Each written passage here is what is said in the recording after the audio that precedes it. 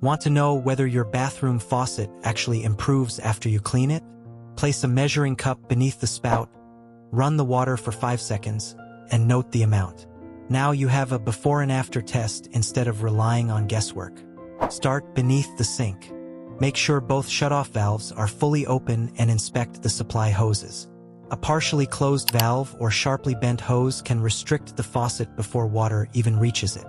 Never force a valve that is stuck or heavily corroded. Next, close the drain and unscrew the aerator from the tip of the faucet. Run the water briefly.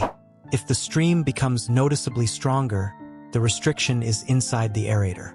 Separate its pieces, soak mineral-covered components in white vinegar, and clean the screen with a soft brush. Replace it if the screen remains blocked or damaged. If removing the aerator makes no difference, sediment may be trapped in the faucet cartridge or inlet.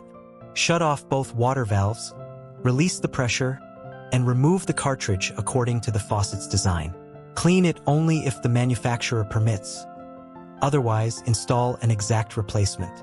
Reassemble the faucet and repeat the same 5-second cup test. The difference will show whether the restriction has actually been removed.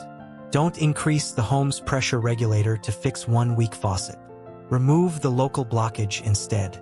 If your second test produced more water, save this method for the next slow faucet.